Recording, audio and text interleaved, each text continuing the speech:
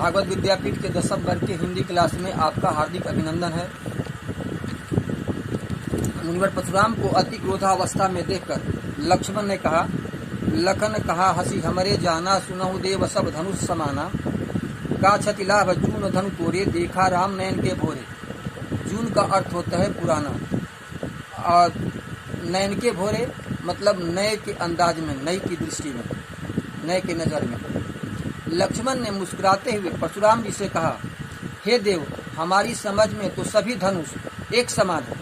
इस पुराने धनुष के टूट जाने से कौन सी लाभ हानि है। राम ने तो इसे नए के अंदाज में देखा था।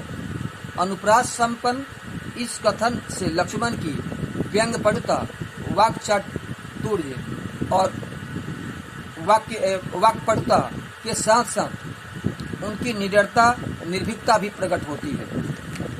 सुवत टूट रघुपति न दोषु, मुनि बिनु काज करिय कत दोषु, बोले चितई परसु की ओरा, रेसठ सुने ही सुभाव न मोरा।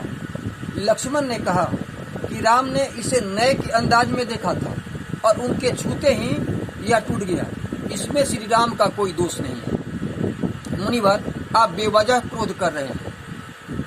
अतिशोक्ति संपन्न प्रस्तुत कथन को सुनकर परशुराम का क्रोध और बढ़ गया।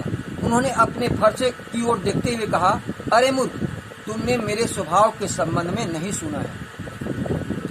बालक बोली बधौ नहीं तोही, केवल मुनिजर जा नहीं मोही, बाल ब्रह्मचारी अति कोही, विश्व विदित क्षत्रिय कुल द्रोही। परशुराम ने कहा कि मैं बालक समझकर नहीं मारता हूँ। अरे मूर्ख, तुम मुझे केवल मुनि ही मत समझो। मैं बाल ब्रह्मचारी और अत्यंत क्रोधी स्वभाव वाला हूँ।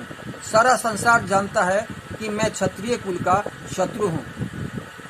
भुजबल भूमि भूप बिनु किन्ही, विपुल बार मही देवन दिन्ही, सहस बाहु भुज छेद निहारा, परशु बिलो की महिप कुमारा।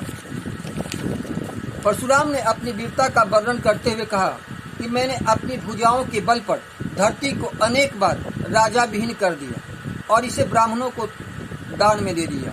अरे राजपुत्र, सहस्त्र बाहु के भुजाओं को काटने वाले मेरे फरसे को देखो। मातु पितहि जनु सोच बस, करसी महिष किशोर, गर्भन के अर्भक दलना, परसु मोर अति घोर। यह दोहा है।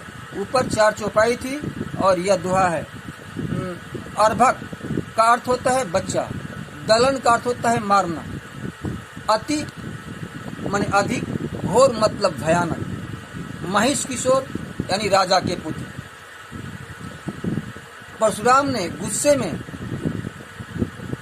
लक्ष्मण जी से कहा कि अरे राजा के पुत्र, तुम अपने माता पिता को सोच के बस में यानी चिंता में, शोक में मत डालो।